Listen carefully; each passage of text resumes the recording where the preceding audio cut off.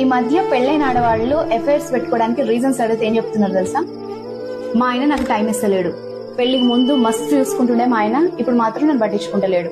So sister, మీకు ఒక మాట చెప్తా, ఈ వీడియో ఆడవాళ్ళకి నచ్చకపోవచ్చు కానీ ఒకసారి చూడండి.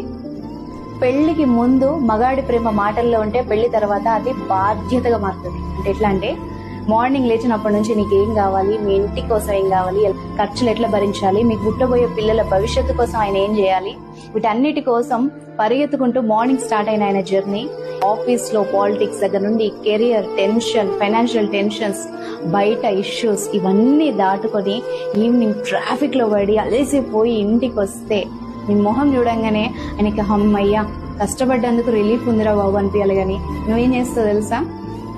ఆయన ఏదో మాట్లాడదాం నీ దగ్గర వచ్చి కూర్చుంటే ఫస్ట్ నేను చెప్పే సోది ఏంటంటే, మా ఫ్రెండ్స్ అది కొనుక్కున్నారు, మా కజిన్స్ ఇల్లు కొనుక్కున్నారు, మా రిలేటివ్స్ అక్కడికి టూర్కు పోయినరు, వాళ్ళు ఇట్లున్నారు అట్లా ఎదురింటి పక్కింటి గోలంతా చెప్పేసరికి ఆయనకి ఉన్న మూడు కాస్తా పోయి ఏముందిలే అని చెప్పేసి సైలెంట్ అయిపోతాడు. నువ్వు దాన్ని ఏమనుకుంటావు, నేను పట్టించుకుంటలేడు అనుకుంటావు.